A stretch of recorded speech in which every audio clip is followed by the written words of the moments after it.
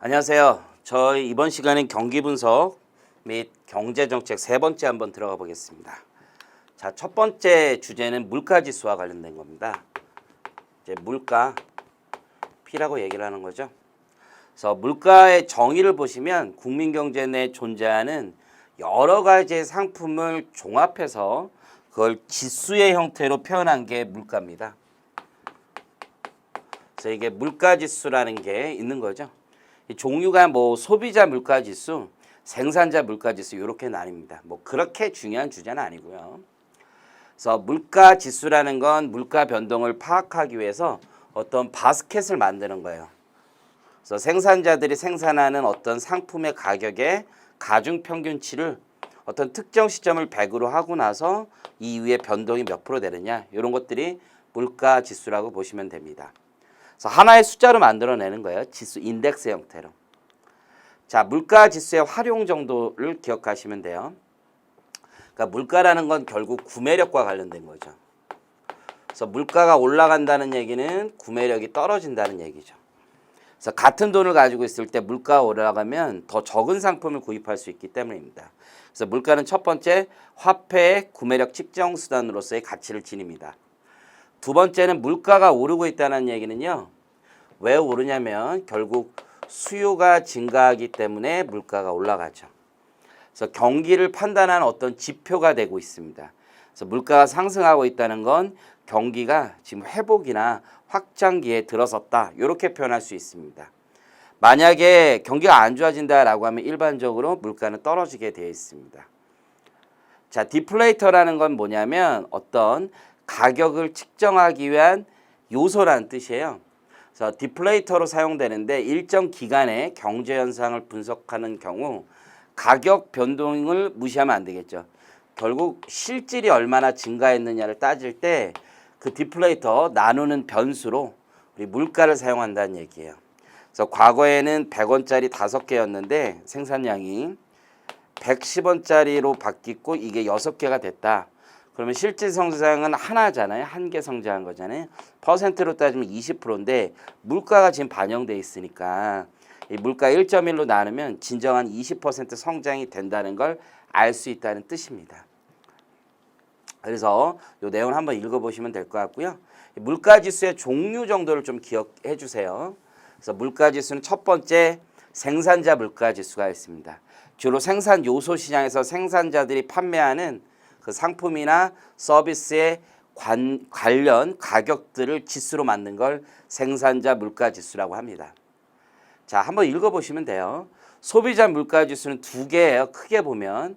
그래서 일반적인 소비자 물가지수는 소비자가 구입하는 상품이나 서비스의 가격 변동을 나타내는데 이건 국민 경제로 봤을 때 이런 사람들이에요.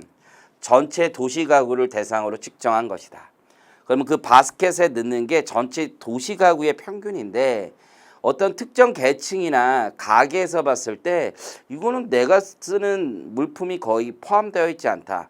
나한테는 생필품이 더 중요하다. 그래서 바스켓의 가중치를 좀 달리 둬라. 소위 말하는 장바구니 물가 같은 게 있겠죠.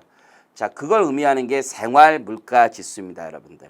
그래서 기본 생필품을 대상으로 해서 물가 지수를 산정하는 걸 우리가 생활 물가 지수라고 얘기합니다. 요 정도 용어를 한번 알아두시면 될 것 같고요. 구체적인 내용은 여러분들 한번 읽어보시는 정도로 충분할 것 같습니다. 자, 수출입 물가 지수라는 것도 있어요. 그래서 수출입 물가 지수는 수출 상품, 수입 상품 가격 변동을 파악하고 그 변동이 국내 물가에 미치는 영향을 알아보고자 하는 겁니다. 그래서 이런 지수도 있다 정도, 개념 정도만 이해하시면 충분하리라고 봅니다. 자, 관련 문제가 이런 식으로 나오는 거예요. 물가지수는 화폐 구매력을 측정하는 수단으로서 물가가 상승하게 되면 구매력은 하락하게 되는 거죠. 맞는 질문이 되겠습니다. 국내에 생산된 재화 용역의 시장 가격 변동을 나타내는 것이 소비자 물가지수다. 아닙니다. 저기 생산이라고 되어 있으니까 이건 생산자 물가지수가 됩니다. 그래서 올바른 표현이 아닙니다. 그래서 OX로 보시면 될 것 같고요.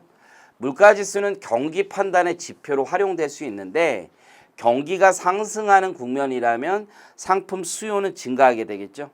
그래서 우리가 수요 공급 곡선이 있잖아요. 그래서 수요 곡선, 공급 곡선. 그럼 수요 곡선이 올라가게 되면 이 물가는 상승하게 된다는 얘기죠. 수요가 증가하면 결국 물가는 상승하게 될 것이다. 맞는 지문이 되고요. 자, 물가지수에 대한 설명을 옳지 않은 것은 물가지수는 화폐의 구매력을 나타내는 지표이다. 국내 생산된 재화와 용역의 시장 가격 변동을 나타내는 것이 생산품, 생산자 물가지수이다. 가계 평균 생활비나 구매력 변동을 측정하기 위한 것이 소비자 물가지수이다. 이는 주로 가계가 일상생활에서 구입하는 물품을 대상으로 한다. 그렇지 않죠. 이건 소비자 물가지수가 아니라 우리 생활 물가지수라고 표현을 했습니다. 정답은 3번 되겠고요.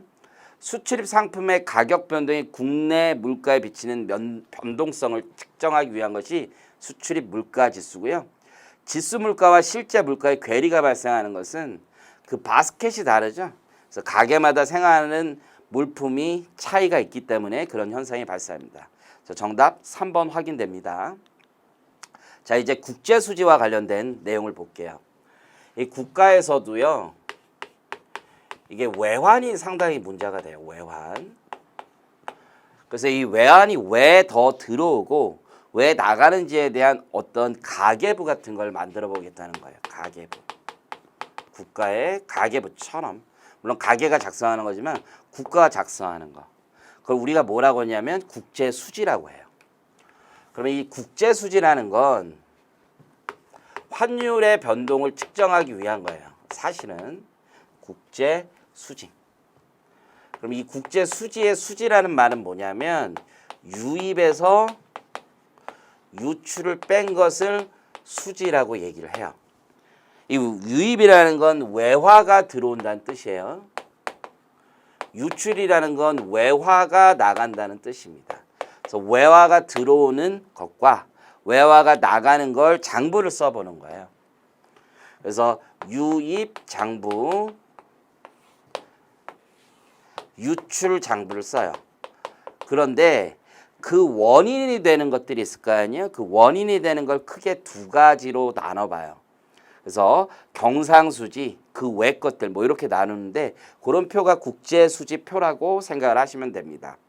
한 문제 정도 나올 수 있습니다. 그래서 관련 내용을 좀 설명을 드릴게요. 과거에는 안 나왔던 것 같은데 요 근래는 조금 나옵니다. 자, 요 표만 잘 기억을 하시면 돼요. 그래서 우리가 경상수지라는 게 있고 그리고 다음에 보면 자본금융계정이라는 게 있습니다. 오차 누락은 그렇게 중요하지 않고요. 이 경상수지는 첫 번째, 우리가 수출을 하면 어떻게 되겠어요? 달러가 우리나라에 들어오겠죠. 그리고 수입을 하면 달러가 나가겠죠. 그래서 이 유입과 유출을 상품수지라고 얘기합니다. 수출 수입과 관련된 것. 첫 번째, 상품수지가 있더라. 자, 두 번째는 서비스 수지예요. 서비스 수지. 그래서 예를 들어서 우리 수출하면서 운송비 같은 걸 지급할 거 아니에요? 그럼 달러가 나갈 거 아니에요? 이건 서비스 수지에 있는 거예요. 우리 항공이나 우리 해운회사들이 돈을 받을 수도 있잖아요. 우리 관광 가기도 하죠. 관광을 나가면 돈을 쓰니까 유출, 우리나라에 관광이 들어오면 유입 같은 게 되겠죠. 이런 것들을 서비스 수지라고 얘기를 하고요. 이게 이제 요게 조금 의미가 있어. 사용료 수지. 소위 말하는 로열티 같은 겁니다. 이런 로열티 같은 경우는 서비스 수지에 들어오고요. 지적 재산권이나 서비스 등을 매매하는 것도 서비스 수지에 들어와요. 지적 재산권, 저작권. 그런데 그런 무형자산, 지적 재산권이나 저작권을 뺀 것들은 여기 자본금융 쪽에 들어와요. 그래서 대표적인 게 상표권입니다. 상표권을 매매했던 것은 서비스 수지가 아니라 자본금융 쪽에 들어온다라는 게 시험 문제에 나올 수 있습니다. 잘 체크해 두시고요. 제가 이제 요즘에 점점 트렌드가 변화하는 걸 좀 말씀을 드리는 거예요. 본원 수지라는 게 있어요. 자, 우리나라에 아주 유명한 축구 선수가 해외 리그에 나가서 돈을 벌어요. 그럼 국내로 달러가 송금되겠죠? 이런 것들 얘기하는 거예요. 내가 주식 투자를 하는 것은 여기 자본금융에 들어가는데 주식 투자해서 거기서 배당금 받을 수 있잖아요. 그런 것들은 여기 본원 수지에 들어갑니다. 이전 수지라는 건요. 자, 우리 해외 유학생들 송금 같은 거 해줄 수 있잖아요. 이런 것들이 이전 수지입니다. 차관 뭐 이런 것들이 이전 수지다. 그래서 여기 서비스 수지와 본원 수지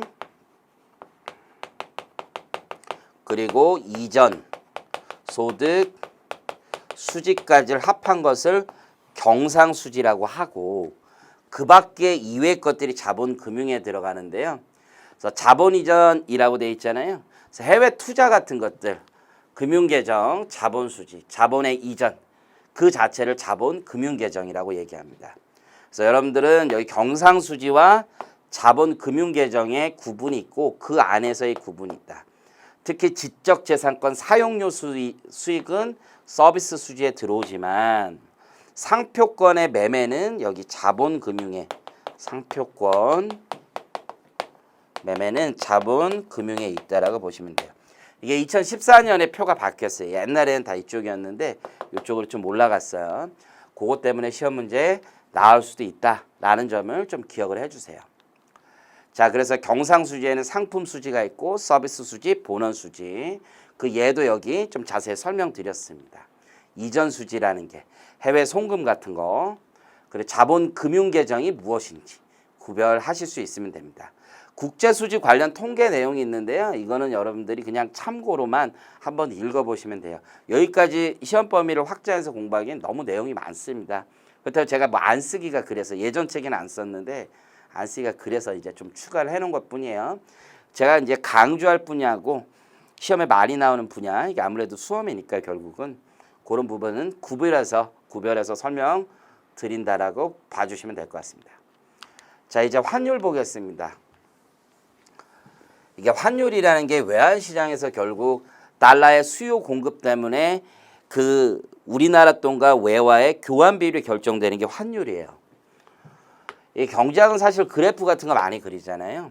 그래서 그래프라는 게 둘의 상관관계를 결국 보여주기 위한 거죠. 그래서 환율을 exchange rate E라고 하고 외화의 양을 Q라고 얘기를 하면 외화의 공급이 있겠죠. 그리고 외화의 수요가 있겠죠. 그래서 이때 결정되는 이 점이 환율이 되는 거예요. 그래서 외화의 공급을 증가시킨다라면 환율이 떨어질 것이고 외화의 공급이 감소된다라면 환율이 올라갈 것이고 외화 수요가 올라간다라면 환율이 올라갈 것이고 외화 수요가 감소하면 환율이 떨어지겠죠. 이렇게 그래프로 생각해도 되는데 이 두 단어를 잘 기억하셔야 돼요. 1달러에 1,000원이었어요. 그랬다가 이제 1달러를 사는 데는 1,200원이 들어가요. 이걸 우리는 환율 상승이라고 불러요. 환율이 상승한다는 얘기는 우리나라 돈의 가치가 떨어졌다는 얘기죠. 옛날에는 같은 1달러를 사오는데 1,000원이 필요했지만 이젠 같은 1달러를 사오는데 1,200원이 필요하단 말이에요. 그래서 이런 환율 상승은 우리 원화의 가치가 감소된 걸 얘기합니다. 이걸 원화가 절하되었다. 이렇게 표현합니다. 자, 반대로 옛날엔 1달러를 사는데 1,200원이 들었는데 이제 1달러를 사는데 1,000원만 주면 돼요. 이런 걸 환율 하락이라고 부릅니다. 이건 우리나라 돈의 가치가 올라갔다는 얘기예요. 원화 절상이라고 부릅니다. 그러면 이제 우리가 얘기해야 될 건 이 효과들이에요. 환율이 상승하면 어떤 효과가 있고 환율이 하락하면 어떤 효과가 있는지, 혹은 이런 환율 상승과 하락의 원인들이죠. 외화의 공급이 증가하거나 외화의 수요가 증가할 때 환율이 하락되거나 상승하는지, 요것들을 얘기하는 겁니다. 자, 그러면 환율 상승 혹은 환율 하락은 어떤 경제적 효과를 가지게 되느냐 한번 보면, 환율이 상승하게 돼요. 혹은 환율이 하락하게 됩니다. 환율이 상승한다는 얘기는 우리나라 돈의 가치가 떨어졌다는 얘기죠. 그러면 더 떨어진 가치를 기준으로 상품을 판매하고 있기 때문에 수출 경쟁력이 굉장히 좋아요. 그래서 가장 대표적인 게 수출이 증가한다. 수입은 반대로 감소하게 되어 있습니다. 환율이 하락하게 되면은 이제 우리나라 돈의 가치가 올라갔다는 얘기죠. 절상됐다는 얘기고, 그러면 해외 경쟁력이 떨어지게 되어 있습니다. 비싼 가격을 붙인 상품이 나가니까. 그래서 이때는 수출이 감소하게 되고, 수입은 우리나라 돈의 가치가 높아졌잖아요. 이제 이 돈으로 쉽게 살 수 있으니까 수입은 증가한다는 얘기입니다. 그래서 환율 하락되면 어때요? 우리가 해외여행 갈 때 이제 해외 뭐 고가품 같은 걸 살 때 굉장히 유리한 위치에 서게 되는 거죠. 그 내용들이라고 봐주시면 돼요. 그래서 한번 읽어보시고 내용은 다 알 수 있습니다. 자, 이 표를 잘 기억을 해주시면 됩니다. 자, 그래서 원화 가치가 어떻게 되느냐? 환율 상승이면 절하, 하락이면 절상. 환율이 올라가게 되면 수출이 증대, 수입이 감소. 환율이 떨어지면 수출 감소, 수입 증가. 수입 물가라고 생각하시면 돼요. 이 물가라는 게 결국 전반적으로 수입 물가가 되더라라고 생각을 하시면 되고, 환율이 상승하게 되면은 물가가 상승하게 된다. 수입 물가가 상승하니까 우리나라 돈의 가치가 떨어졌으니까 이제 더 많이 주고 사야 되고 통화량에 있어서 영향을 미치니까 물가가 상승되고 이때 물가가 하락한다. 자, 요것도 잘 나와요. 외화로 지금 차입한 기업들의 어떤 경제적 영향이 있는지. 예를 들어서 항공사다. 그러면 금융리스 부채가 많단 말이에요. 이걸로 어떤 영향이 있느냐라는 거죠. 갚아야 될 돈이 달러로 있단 말이에요. 환율이 올라가면 원화를 더 많이 주고 갚는 거잖아요. 원리금이 상승하는 효과가 있다. 환율이 하락하게 되면 원리금이 감소하는 효과가 있다. 그래서 이 외화 차익 기업에 어떤 영향이 있는지도 잘 체크해 두시기 바랍니다. 그래서 이로써 환율에 대한 효과를 좀 봤던 거고요. 자, 관련 문제를 한번 풀어보겠습니다. 환율이 하락하면 수출이 감소하고 수입은 증가하고 경상수지는 악화된다. 환율이 하락한다는 얘기는 원화 가치가 절상된다는 얘기죠. 비싸니까 팔기 힘들어요. 수입은 증가하겠죠. 그럼 경상수지는 수출 감소니까 외화가 들어오는 게 유입이 적고 유출은 많게 되겠죠. 경상수지는 악화되는 것 같습니다.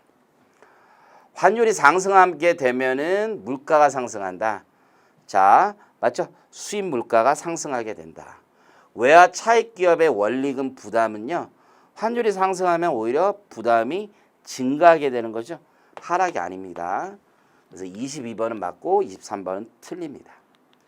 자, 다음 중 원화 절상, 환율 하락 효과를 분석한 것으로 옳지 않은 것은, 자, 환율이 하락한 겁니다.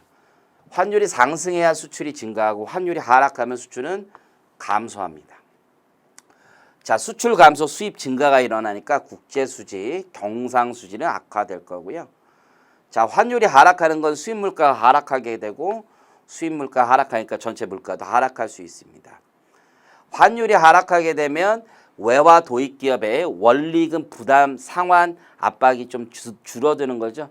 원으로 갚을 돈이 줄어드니까 감소한다. 맞습니다.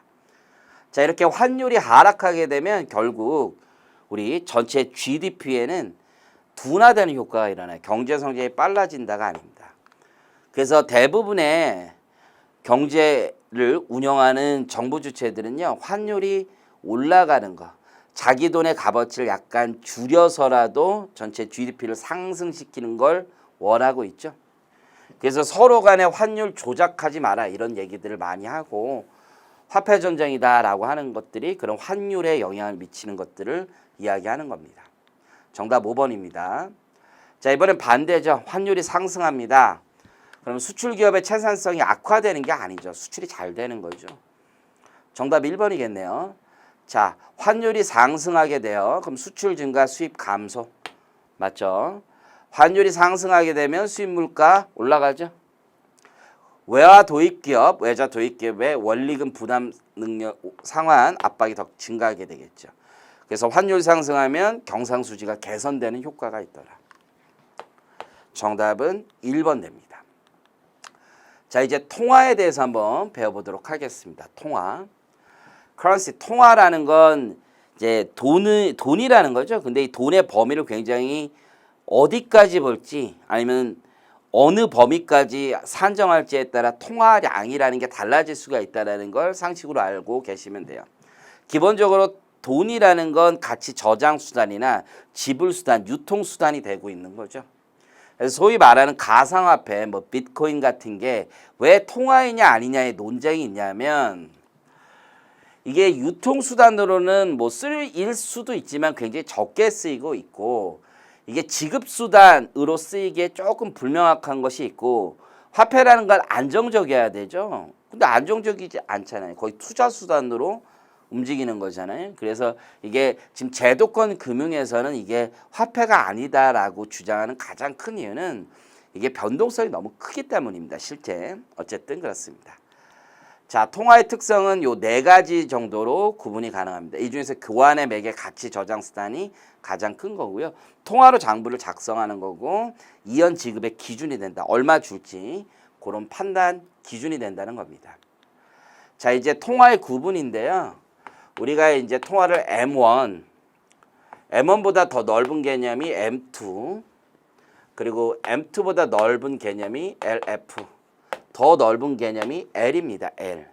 그래서 통화의 범주를 M1부터 L까지로 보고 있고 가장 넓은 범주가 L이라는 걸로 보시면 돼요. 이 L이라는 게 결국 리퀴디티고 요건 파이낸스 금융기관에서 통화라고 보시면 돼요.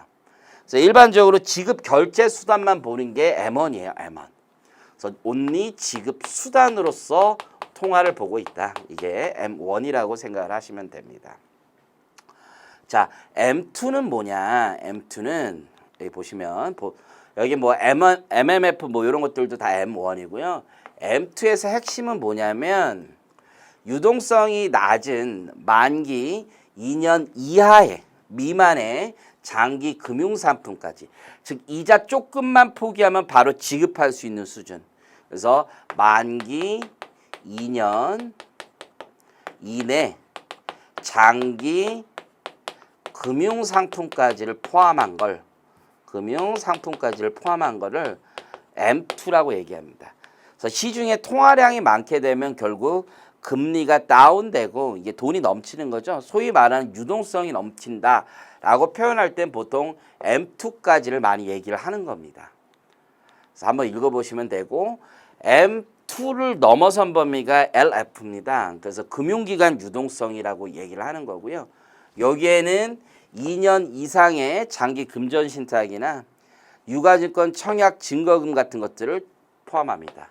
그래서 RP가 포함된다는 걸 좀 체크를 해두세요. RP, 환매체가 포함된다. 자, 광의 유동성, L이라고 얘기하는 거죠. 여기에는 그 유동성의 범위가 굉장히 넓어져서요. 국공채 같은 것도 여기에 포함이 되고 있더라. 라까지 보시면 돼요. 여기에는 국공채까지 포함된다. 사실 우리가 전에 통화량에 대해서 얘기할 때 중앙은행이 국채를 발행하게 되면 시중에 통화가 국가로 들어오니까 통화량이 감소한다. 그런 표현을 했었고 국채를 매입하게 되면 시중에 통화량이 풀리니까 통화량이 증가한다. 이런 표현을 했었잖아요. 그때 이제 기준이 보통 M2 정도로 생각한다라고 보시면 돼요. 그래서 광의 유동성이 굉장히 넓은 개념이다. 이 정도 체크하시면 될 것 같습니다. 그래서 M1, M2, LF, L 요 기준을 좀 봐주시면 될 것 같아요.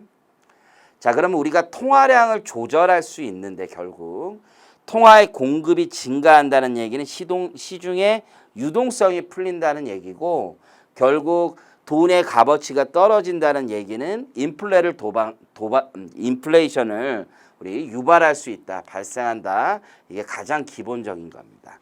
통화의 공급이 늘어나면요, 돈의 값어치가 떨어지기 때문에 금리가 하락할 것이다. 통화량이 줄어들면 금리가 올라갈 것이다. 이게 가장 기본적인 상황입니다. 그러면 통화량의 공급 경로 같은 게 이제 시험에 중요한 요소가 될 건데요. 통화량의 공급 경로는 첫 번째 정부 부분이 있습니다. 재정정책의 일환으로서 세금으로 인해서 통화량이 움직일 수 있어요. 그래서 세금을 증가시키면 국고로 돈이 들어오기 때문에 통화량이 줄어들 것이고요. 정부 재정 지출을 증가시키면 돈이 풀리기 때문에 통화량이 증가하게 될 겁니다. 민간 부분에서는 가장 중요한 게 결국 금융기관의 대출입니다. 대출. 지금 시중에 자금이 넘쳐난다. 갑자기 돈이 생긴 게 아니라 대출이 증가하고 있다는 얘기죠. 그래서 주택담보대출이든 신용대출이든 가계부문 대출이 우리 국가경제의 가장 큰 요소다. 지금 위험 요소다 이런 얘기를 많이 하잖아요. 그래서 결국 금융기관에서 가계에 대한 대출이 증가하게 되면 민간 부분의 통화량이 증가하게 된다는 얘기입니다.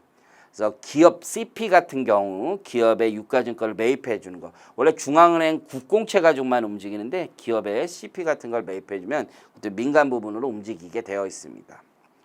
자, 해외 부분은 국제 수지하고 연관이 되어 있는데요. 자, 국제 수지가 개선이 된다는 얘기는 외화의 유입이 더 많아진다는 얘기가 되고요. 이거 역시 통화량에 묻어서 같이 움직입니다. 그래서 국제 수지가 개선이 되면은 수출이 증가되고 외환이 유입되고 원화로 교환되는 그 과정에서 통화량은 증가하게 되어 있습니다. 자, 기타 부분이에요. 그래서 금융기관이 건물을 구입하거나 유상증자하는 것 등으로 이루어집니다. 이게 시험에 줄곧 자주 나오는 주제 중에 하나입니다. 즉 금융기관은 신용의 공급 주체입니다. 금융기관이 돈이 나가게 되면 통화량은 증가하게 되고요. 금융기관으로 돈이 들어오면 통화량은 감소하게 되어 있습니다. 그러면 금융기관이 건물을 구입하게 되면 시중으로 돈이 나가는 거죠. 통화량은 증가하게 될 겁니다. 금융기관이 그 자본을 확충하기 위해서 유상증자를 하면 시중의 돈이 금융기관으로 들어오게 됩니다. 결국 지급준비율 같은 걸 높이는 것과 같은 이치가라고 보시면 되고요. 이치라고. 그렇다면 통화량은 감소하게 됩니다. 그래서 여기 통화량 증가, 통화량 감소. 요 내용이 시험에 꽤 잘 나온다는 걸 기억해 주시기 바랍니다. 자, 그럼 관련 문제 한번 보겠습니다. M2는 M1보다 더 넓은 개념이죠. M1에 만기 2년 미만의 정기 예적금을 더한 것이다. 이게 맞는 표현이네요. 정부에서 세금을 늘리면 시중의 통화량은 감소하게 되겠죠. 왜냐하면 세금으로 국고에 돈이 들어오니까. 정부가 재정 지출을 증가하면 통화량은 증가하게 되어 있습니다. 둘 다 맞는 지문이고요. 금융기관이 자산을 구입하면 어떻게 됩니까? 금융기관에 있는 돈이 시중으로 나가게 되겠죠. 그럼 통화량이 증가하게 돼요. 유상증자를 하면 금융기관에 돈이 들어가게 되겠죠. 그럼 통화량은 감소하게 되겠죠. 옳지 않은 지문이네요. 자, 다음 중 통화량에 대한 설명으로 옳지 않은 것은 통화량을 늘리면 돈값이 떨어져요. 그렇기 때문에 인플레이션이 발생할 우려가 있죠. 경제학이라는 게 늘 그런 건 아니에요. 지금 사실 어떻습니까? 세계 경제 다 똑같은데요. 유동성이 너무 풍부하고 통화량이 늘어나 있지만 인플레는 일어나지 않잖아요. 이게 과거 경제학인 거죠. 근데 경제학이 실제 지금 현상을 반영하는 데까지는 좀 많은 시간이 필요한 것 같아요. 자, 통화량을 줄이면 시중에 돈이 마르죠.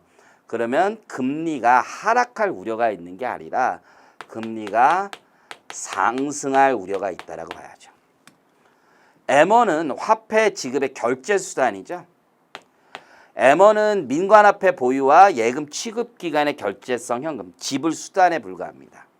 M2는 M1에 만기 2년 미만의 정기 예적금을 더한 것이다. 맞는 질문이네요. 정답 2번입니다. 자, 통화량의 공급 경로가 있을 겁니다. 이에 대한 설명으로 옳지 않은 것은 세율을 올리면요, 정부로 돈이 들어가겠죠. 통화량은 감소한다. 정부 지출을 늘리면 시중에 돈이 풀립니다. 통화량이 증가한다. 금융기관이 증자를 하게 되면 밖에 있는 돈이, 민간에 있는 돈이 금융기관으로 들어오게 되겠죠. 그러면 통화량은 감소하게 됩니다. 외국인이 우리나라의 국내 주식 투자를 증대하면 시중에 돈이 돌겠죠. 통화량이 증가하죠. 자, 금융기관이 대출을 늘리면 통화량이 증가하는 거죠. 감소한다, 옳지 않죠. 가장 많은 현상이 이제 통화량이 감소한다, 옳지 않은 거죠. 정답 5번입니다. 자, 이번 시간은 저희 통화량까지 마무리하도록 하겠습니다. 다음 시간에 이어서 경제학 좀 더 배워보도록 하겠습니다. 감사합니다.